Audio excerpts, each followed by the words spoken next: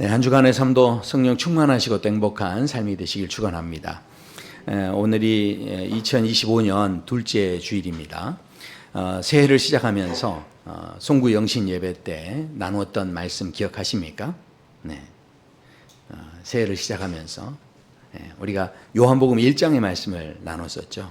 이렇게 전혀 기억을 못하시는, 그래서 해맑은 눈으로 저를 쳐다보시니까 제가 다시 또 설명하니까 또 좋은 것 같아요. 네. 우리 요한복음 1장 말씀이었죠. 그래서 하나님께서 우리에게 말씀으로 나타나셨는데 그 말씀은 우리와 함께 하시는 말씀이다. 그리고 그 함께 하시는 말씀은 우리에게 좀 더 자세하게 설명해 주시면서 이것은 생명이다. 근데 이 생명을 손에 잡힐 수 있게 우리에게 이제 설명해 주시기 위해서 이것은 바로 빛으로 우리에게 다가오신 것이다. 이제 그런데 우리는 어떻습니까? 이 빛을 자꾸 소유하려고 하죠. 이 말씀을 자꾸 내가 가져서 이 말씀을 가지고 다른 사람을 이렇게 내가 다스리려고 하고 이 말씀의 지식을 가지고 다른 사람을 막 내가 지시하려고 하고 하는, 그러니까 이 말씀을 하나님께서 우리에게 빛으로 주신 것은 누구든지 비추게 하는 거고 누구든지 이것을 다 이 차별이 없이 다 이렇게 이 빛에 다 이렇게 은혜를 입게 하신 것인데, 우리는 거기에 대해서 주인의 마음을 오해하고서 이제 우리가 잘못된 생각을 가지고 있다는 거죠. 자, 그런데 하나님께서는 이 빛을요 소유할 필요가 없다는 거예요. 이 빛은 결국은 우리를 비추는 빛이고 우리 모두에게 주신 것이니까 이 빛을 자꾸 비춤을 받으시고 또 이 빛의 은혜를 막 누리시고 자랑하고 이렇게 이제 하는 게 좋다. 이제 제가 송구 영신 예배 때 드렸던 말씀이죠. 지난주에는 어떤 말씀 드렸죠? 네, 역시 또 설명을 해야 됩니다. 네, 그래서 요한복음 8장의 말씀이었죠. 그래서 사람들이 빛에 대해서 이제 서기관과 또 바리새인들이 가늠하다 현장에서 붙잡힌 여인을 데려다 놓고서 율법에는 이 사람을 어떻게 하라고 했냐. 그랬더니 돌로 치라고 했는데 당신은 어떻게 할 겁니까? 그때 예수님께서 죄 없는 자가 먼저 돌로 치라. 그러니까 사람들이 양심의 가책을 받고 하나둘씩 이제 그 자리를 떠나게 됩니다. 예수님 말씀하시죠. 이 여인에게도 나도 너를 정죄하지 않으니까 다시는 죄를 범하지 말라. 이렇게 하셨습니다. 근데 그렇게만 끝냈으면 이게 너무 가슴 아픈 일이에요. 왜냐하면 이 여인은 이미 가늠한 여인으로 이 낙인이 찍힌 여자예요. 그러니까 어디를 가서 다시 착한 일을 하고 바르게 살려고 해도 이 여인은요, 야, 저 여자가 뒤에서 꼬리 쳐가지고 또 저렇게 됐나 봐. 이렇게 하면서 또 이제 어떤 사람들에 있어서 입방아에 오르내릴 수 있는 그런 여인이죠. 그런데 그 낙인 찍힌 그 여인에게 다시는 죄를 범하지 말라라고만 끝내지 않으시고 예수님께서 그래서 그 뒤에 이어서 해주시는 말씀이 나는 세상의 빛이다. 그러니까 나를 따라와라. 그러면 네가 어둡지 않을 거야. 너 인생이 더 이상 수치스럽지 않을 거야. 그러니까 너는 생명의 빛을 얻게 될 거야. 그러니 너의 낙인 찍혔던 그 모든 삶은 오히려 간증거리가 될 거야. 하면서 제가 예쁜 동화 이야기 하나 해드렸죠. 네. 우리가 지난주까지 이 빛에 대한 이야기를 계속 묵상했는데 오늘 마지막으로 한 가지만 더 우리가 나누기를 원합니다. 이 말씀은요, 오늘 우리에게 주시는 말씀 보면 예수님께서는 많은 사람들을 치유하셨어요. 치유하실 때 보면 말씀하시고 그 사람을 붙잡아 일으키시고 이렇게 하시면서 그 사람에게 회복을 주셨는데, 치유하시는 과정 속에서 특별히 앞을 볼 수 없었던 시각 장애인들을 치유하실 때 내용을 보면 그 치유의 내용들이 각기 다른 특징을 갖고 있음을 우리는 볼 수가 있습니다. 하나같이 똑같이 치유하신 게 아니고요, 조금 다른 모습을 가지고 있어요. 예를 든다면 마가복음 10장이나 마태복음 20장, 누가복음 18장, 그러니까 이 공간복음서 안에 동일하게 이 사건이 다 기록이 되어 있습니다. 이 여리고를 지나가실 때 바디메오라고 하는 맹인 거지가 있었는데 이 사람이 예수님께 이렇게 부르짖습니다. 다윗의 자손이여 나를 불쌍히 여겨주십시오. 그렇게 막 부르짖죠. 자, 그럴 때 예수님께서 너 무엇을 원하니? 이렇게 물어보세요. 그러니까 이 사람이 보기를 원합니다. 그럽니다. 그랬더니 야, 너 믿음대로 되라. 이렇게 이제 말씀으로 이 사람을 회복시켜 주셨다라는 것이죠. 자, 그런데 이렇게 회복을 시켜 주셨는데 마태복음 9장에 보면 두 맹인이 나옵니다.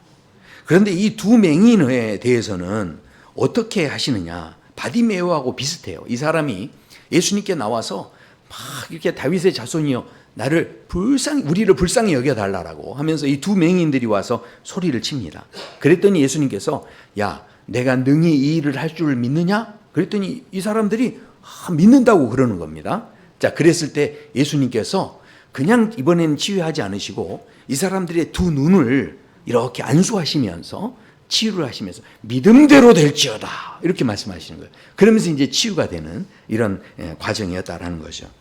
그리고 마가복음 또 8장에 보면 사람들이 맹인한 사람을 이제 데리고 옵니다. 이 사람이 혼자 오지 못하고 사람들이 데리고 와요. 그래서 이 사람들이 뭐라고 하냐면 예수님 안수를 좀 해가지고 낫게 해주세요. 이러면서 이제 부탁을 하는 겁니다. 자, 그랬을 때 예수님께서 이 사람에게 안수하실 때 어떻게 안수하시냐면 침을 탁 뱉으신 다음에 그 다음에 이 사람에게 안수를 하시는 거예요. 자, 근데 침을 뱉어서 안수하시고 물어보십니다. 무엇이 보이느냐? 그랬더니 이 사람이 눈이 아직 흐릿흐릿하니까 뭐 사람 같기도 하고 이게 지금 나무 같은 것이 막 걸어다닙니다. 이렇게 이야기를 합니다. 그랬더니 예수님이 한 번 더 안수를 하셨다는 거예요. 그랬더니 이 사람이 아주 밝게 보게 되어졌다.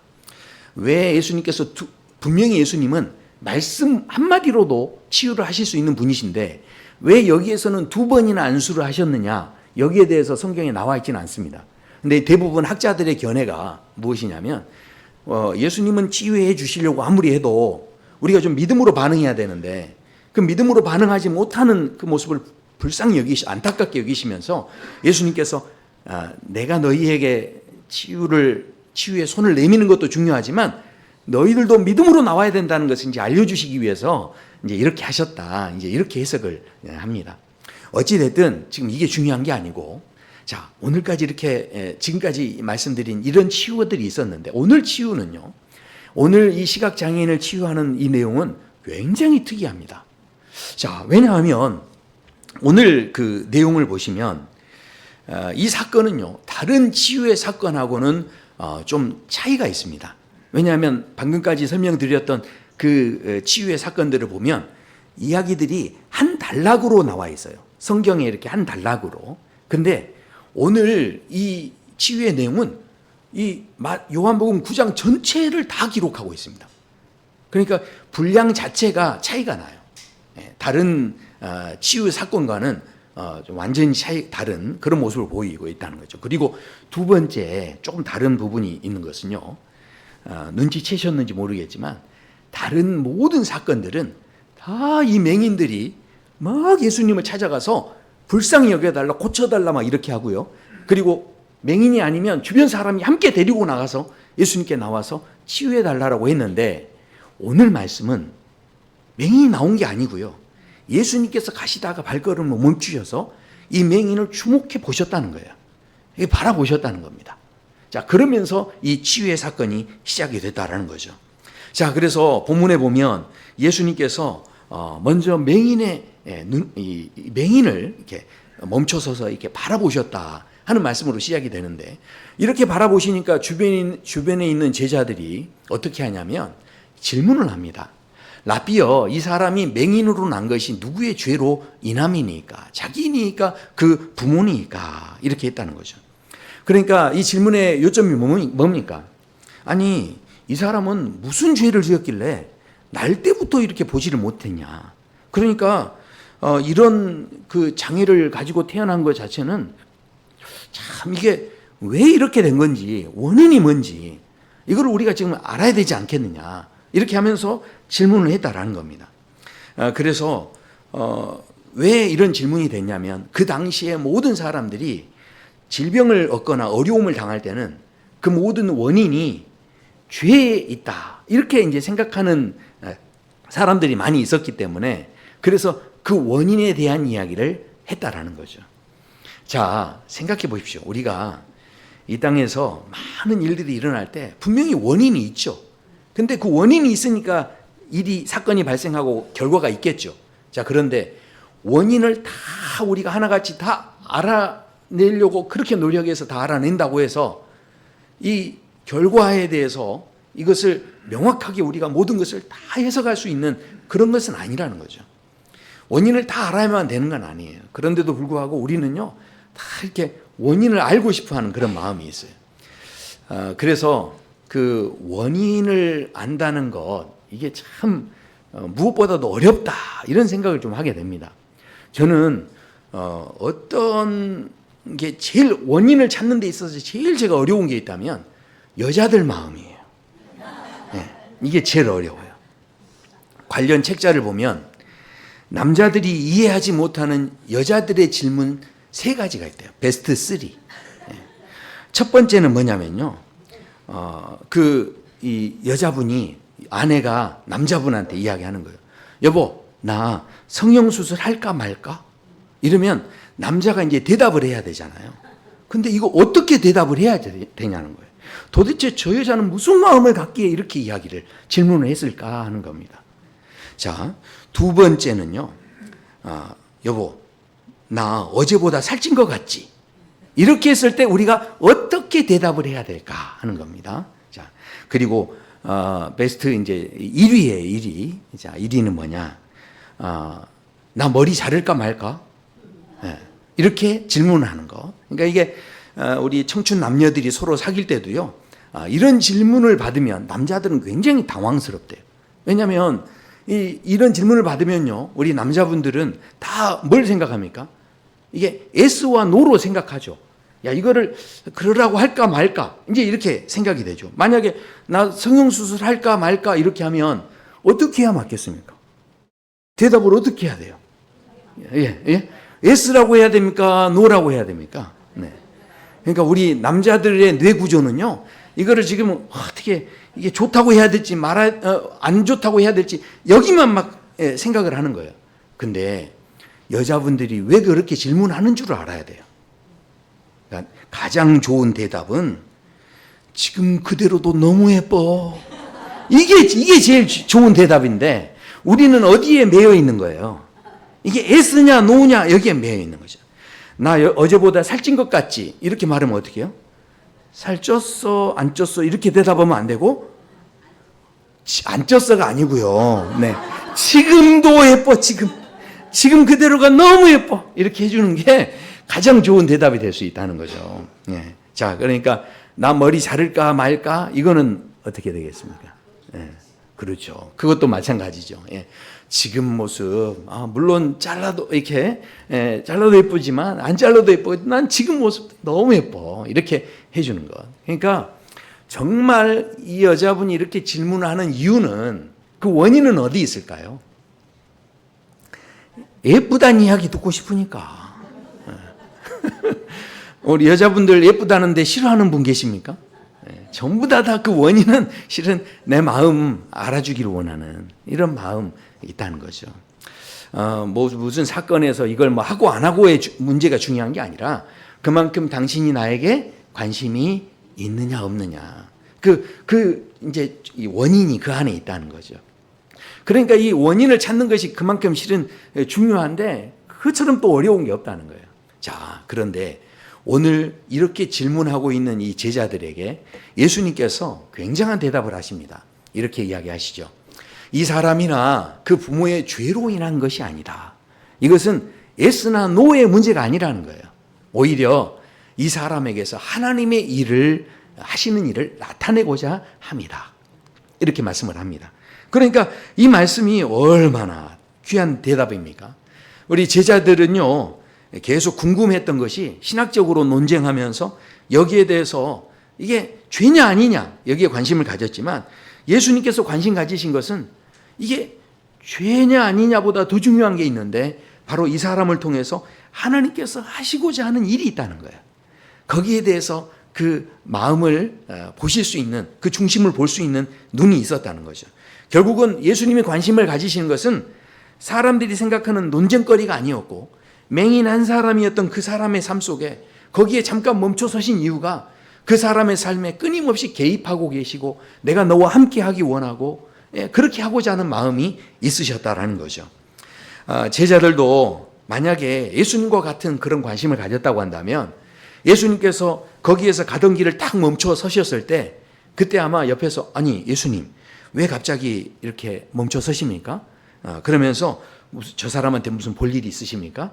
아니면 저 사람 고쳐주시려고 그러신 거예요? 저 사람요 진짜 불쌍한 사람이에요. 평생 저렇게 나면서부터 보지 못하는 사람이에요. 예수님 고쳐주신다면 너무 좋겠네요 하면서 옆에서 그렇게 말해야 되지 않겠습니까? 그런데 이 제자들의 관심은 그렇지 않았다는 거예요. 우리가요 인생의 모든 문제들을 자꾸 이렇게 어떤 신학적인 논쟁, 그 논쟁으로 이렇게 끌고 가면 무슨 일이 생기냐면 3절의 말씀도 오해가 돼요. 왜냐하면 3절에서 보면 아니 하나님이 하시는 일을 나타내고자 함이라 그러니까 너무 섭섭하지 않습니까?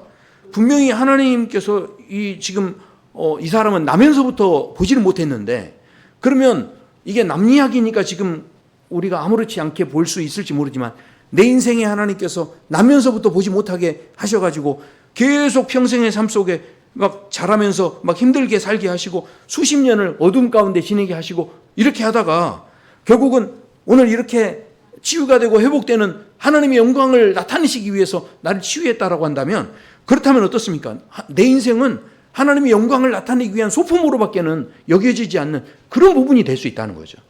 그러니까 이게 논쟁의 구제를, 이 신학적인 어떤 논쟁의 구조를 가지고 이 말씀을 보면 예수님의 이 대답도 또 서운할 수 있다라는 거죠.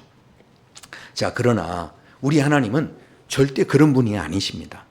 왜냐하면 예루살렘에 입성할 때도 호산나 호산나 막 찬양하는 걸 보고서 바리새인들이 예수님한테 이 사람들한테 이렇게 소리 지르라고 하면 안 되지 않습니까? 하면서 중단을 시키려고 할 때 예수님 그런 이야기 하세요.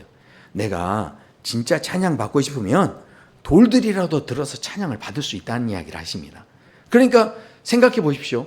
예수님은요, 진짜 영광 받고 싶으시면 얼마든지 다른 방법으로 영광 받으실 수 있다는 거예요. 그러니까 하나님께서 지금 우리를 마치 소품처럼 자신의 영광을 위해서 그렇게 사용하시는 그런 하나님이 아니시라는 거죠. 더군다나 이번 사건을 통해서 예수님이 영광 받으신 게 하나도 없습니다. 오히려 이 사건 뒤에 사람들이 시비를 걸기 시작하는데요. 14절에 보시면 이 치유의 사건이 안식일에 되어졌다는 거예요. 그렇다 보니까 바리새인 중에 어떤 사람들이 이걸 가지고 또 논쟁을 하는데 이 사람이 안식일도 안 지키면서 이런 일을 했다 하면서 이제 이걸 가지고 논쟁거리로 만든 겁니다. 자, 이렇게 되어졌을 때 트집을 잡을 때 어떻게 하나님의 일을 하는데 이걸 안식일에 할 수 있느냐? 이거 가지고 이제 따지는 이런 모습이 있었는데 그때 이 사람들이 결국은 이게 해결이 안 되니까 맹인을 불러다 놓고 그 사람한테 또 논쟁을 하기 시작합니다. 결국 결론이 나지를 않습니다. 자, 그래서 이번에는 누구를 부르냐면 이 맹인 됐던 부모를 부릅니다. 그래서 그 부모한테 이렇게 된 일이 지금 어떤 일이냐 하고 이제 물어보게 되죠. 그때 이 부모들이 잘못 대답을 하면 출교당할 수 있다라고는 협박을 받았기 때문에 그래서 이 사람이 이제 내 아들이 다 이제 자란 사람 성인이 됐으니까 그러니까 당사자한테 직접 물어보시라고 이렇게 하면서 말을 돌려버립니다. 그랬더니 맹인을 다시 한번 불러서 두 번째 불러서 이제 물어볼 때 그때 이 맹인이 뭐라고 하냐면 아니 당신들이 예수님을 죄인이네 선지자냐 이렇게 논쟁하는데 아니 나는 그건 잘 모르겠고 내가 확실히 아는 것은 내가 눈을 못 보다가 태어나면서 내가 전혀 못 보던 사람이었는데 지금 보게 된 거다. 근데도 내가 이야기했는데 나를 또 부르는 것은 당신들도 예수님의 제자가 되려고 그러는 거냐. 그러니까 이 사람들이 깜짝 놀래가지고 막 노발대발하면서 막 욕을 하고 그러면서 너나 그의 제자지 우리는 모세의 제자다. 이렇게 이야기했다. 그래서 이 흐름이 이렇게 지금 흘러가고 있다라는 겁니다. 자, 그렇다면 이 치유의 사건 속에 이런 논쟁이 있고 지금 끊임없는 잡음이 일어나는 가운데서 이 사람들과의 이 이야기들이 진행되고 있는데 여기에서 이제 우리가 이것이 논쟁으로 그치지 않으려면 우리가 정말 중요한 한 가지를 주목해 봐야 됩니다. 내 인생도 이렇게 논쟁으로 끝나는 인생이 아니라 정말 예수님께서 주시는 치유의 은혜가 우리 안에 있고 그 치유의 놀라운 그 은혜 속에서 빛나는 삶이 되려면 우리가 주목해야 되는 한 가지 중요한 사실이 있어요. 자, 그것은 뭐냐? 3절에 보면 예수님께서 하나님이 하시는 일을 나타내고자 합니다. 이렇게 하신 다음에 이런 말씀을 하신 다음에 여기에서 끝내지를 않고 이 다음으로 중요한 이야기를 덧붙여서 하십니다. 뭐라고 하시냐면 때가 아직 낮음에 나를 보내신 이의 일을 우리가 하여야 하리라 하면서 밤이 오리니 그때는 아무도 일할 수 없다. 그러면서 5절에 중요한 말씀을 하세요.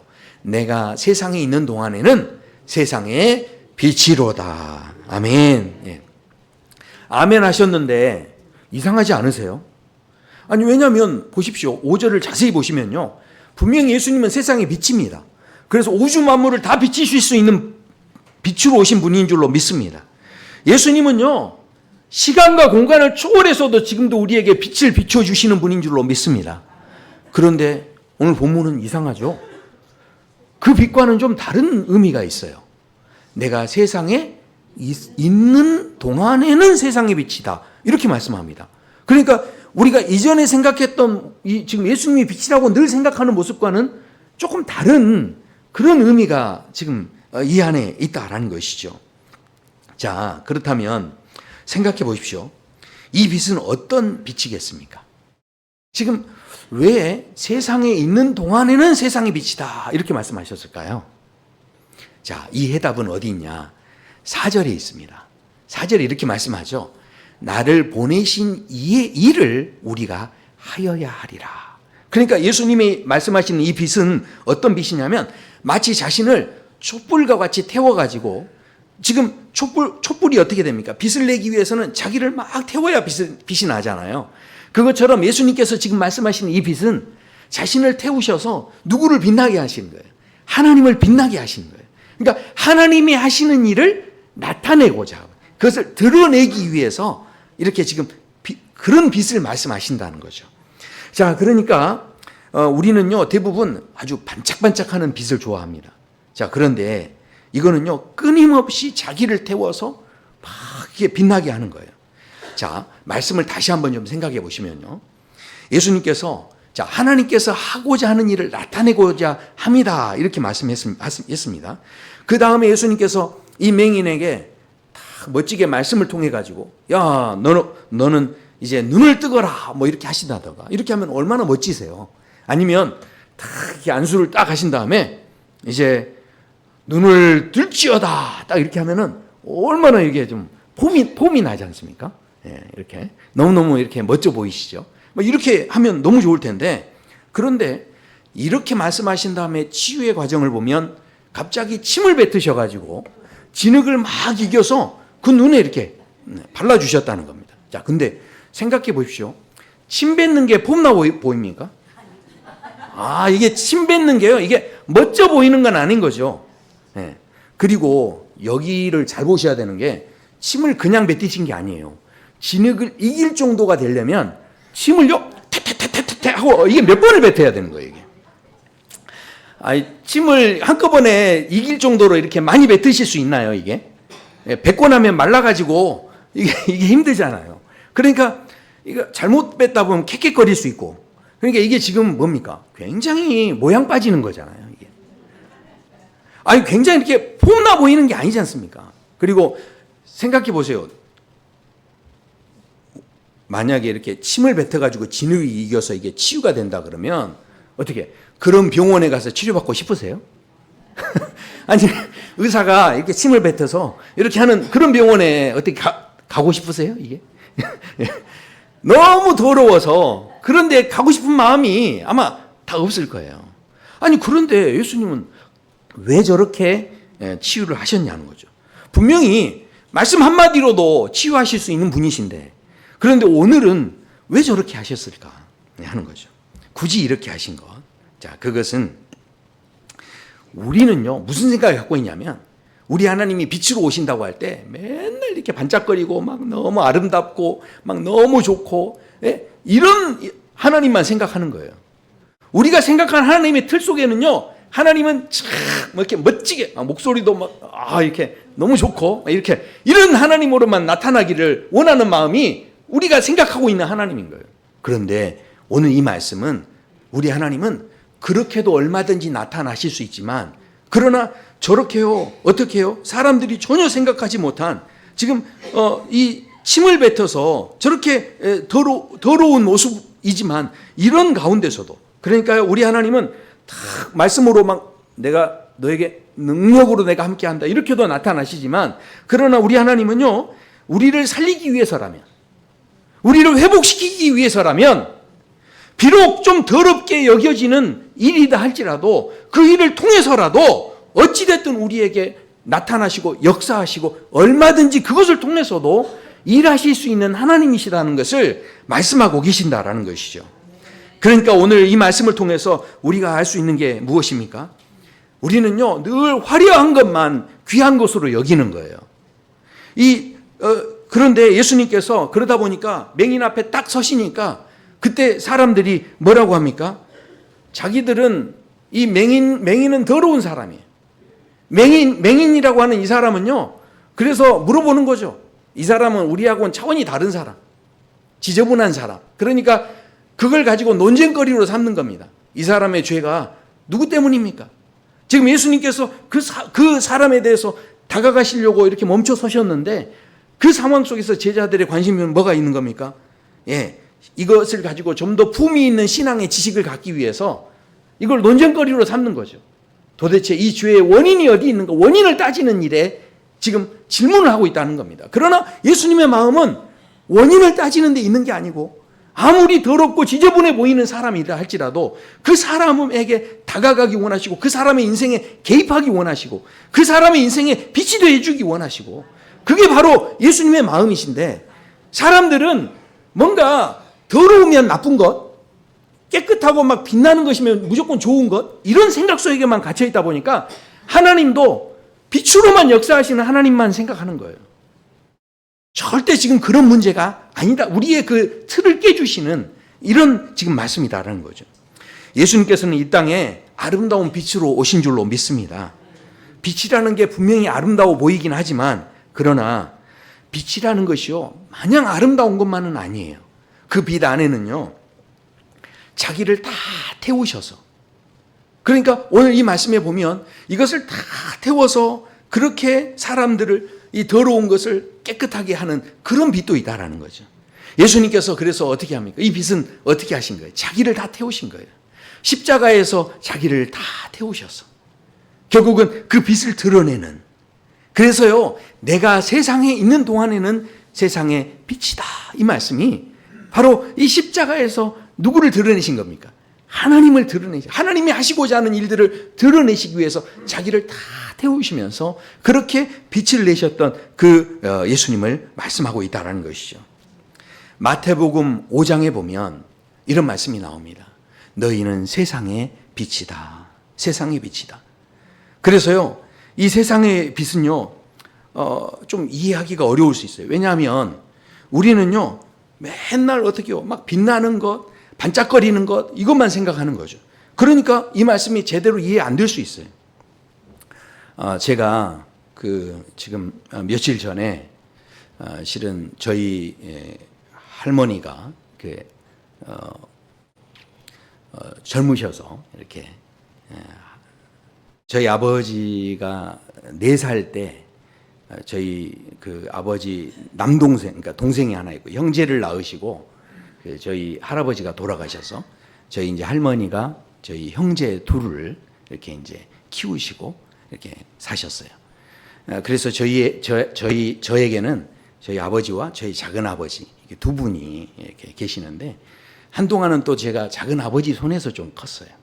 그래서 저에게는 이제 아버지와 다름이 없는 그런 분이세요. 근데 이분이 이제 돌아가셨어요. 작은 아버지가. 그래서 이제 친척들을 이제 오랜만에 만나서 이제 함께 이야기를 하는데 장례식장에 저희 어머니 이제 함께 가셔서 이야기를 하는데 제가 이렇게 있는데 저희 어머니가 저희 그 당숙들이 다 있고 그런데 당숙들한테 이야기를 막 하시는데 갑자기 핸드폰을 꺼내 들더니 우리 손자가 탤런트야.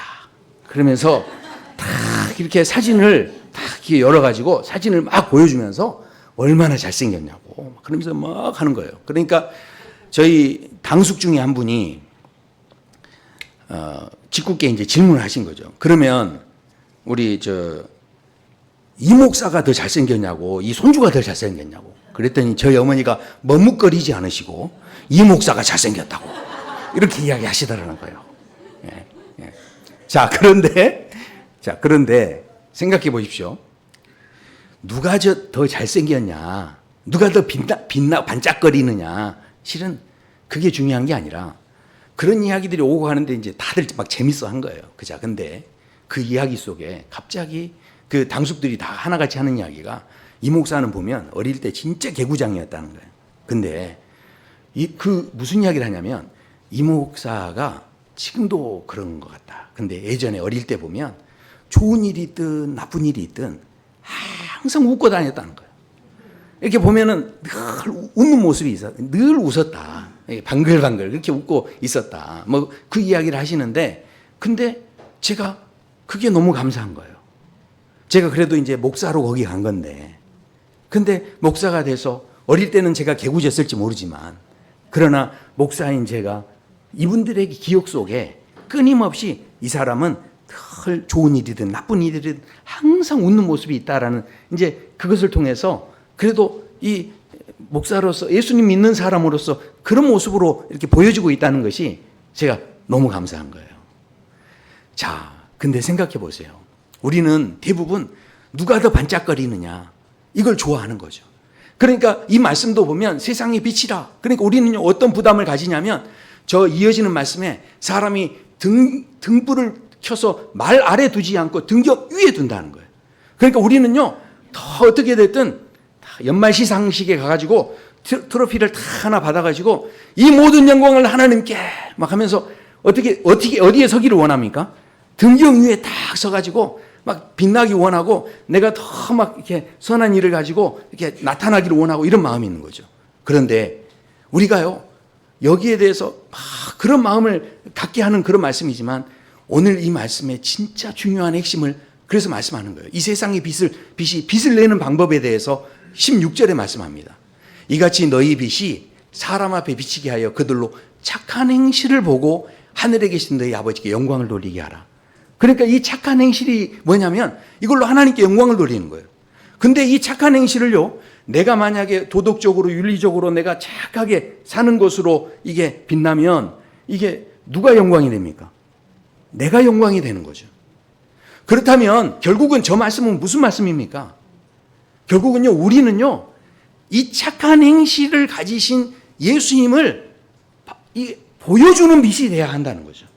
내가 만드는 착한 행실이 아니고요, 예수님의 그 착한 행실, 그것을 우리가 나타내주는 사람이 되어야 한다는 이야기죠. 자, 그래서 이 빌립보서에 보면 사도 바울이 이렇게 이야기합니다.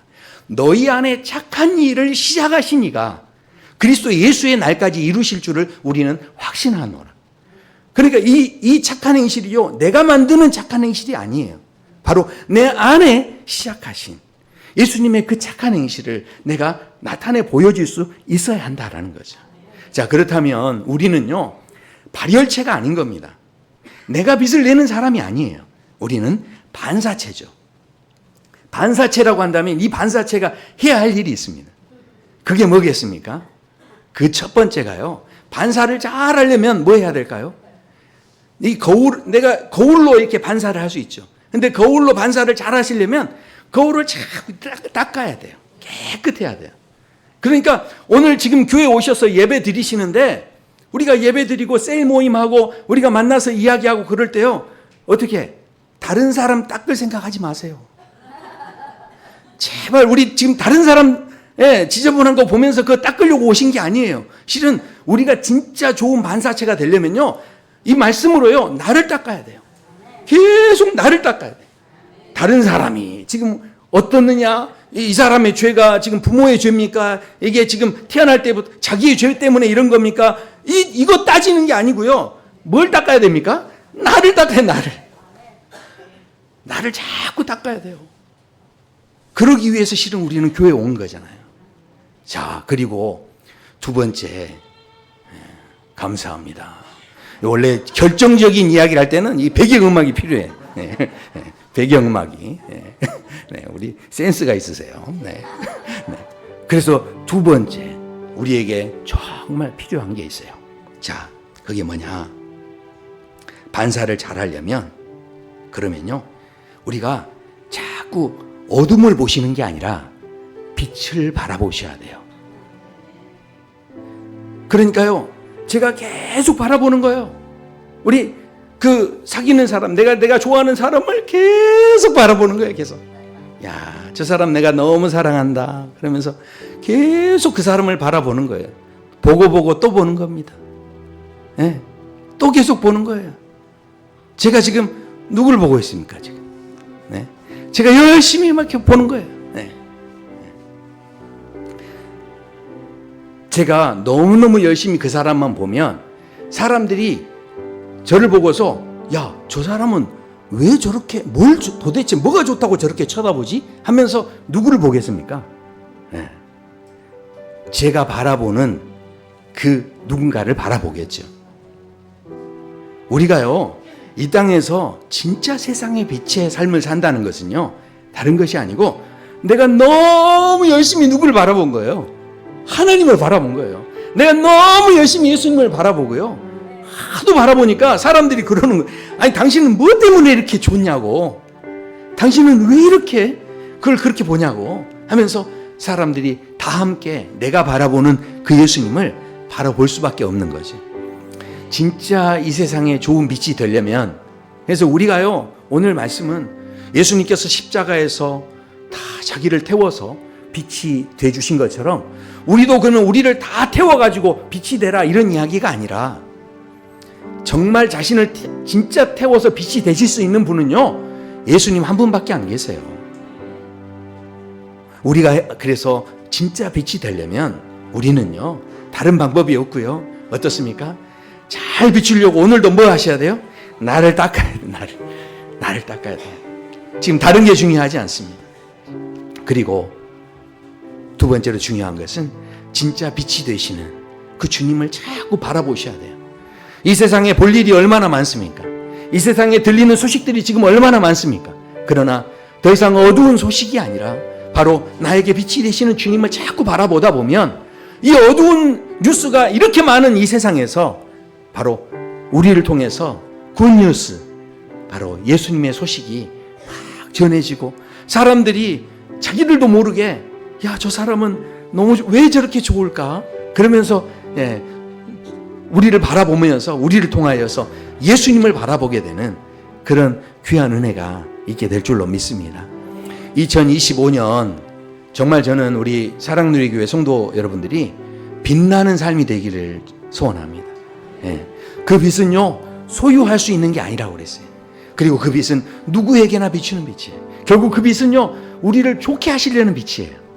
그렇다면 그 빛을 가지고, 그 빛의 말씀을 가지고 누군가를 막 우리가 소유하고 다스리려고 하고 혼내려고 하는 게 아니라, 그 빛을 우리가 어찌됐든 우리를 유익하게 하는 빛이기 때문에 마음껏 드러내는 거예요.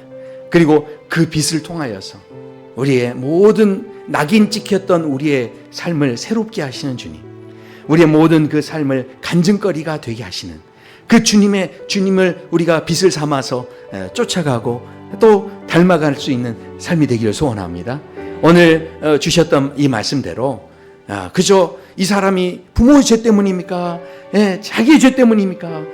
논쟁하는 인생으로 우리 인생이 끝나지 않고, 정말 우리의 삶 속에 우리의 진짜 빛이 되시는 그 주님을 비춰낼 수 있는 세상의 빛으로 등경 위에 높이 서서 그 주님을 비춰낼 수 있는 그런 넉넉한 빛의 삶이 되시기를, 빛나는 삶이 되시기를 축원합니다. 우리 함께 찬양하시겠습니다.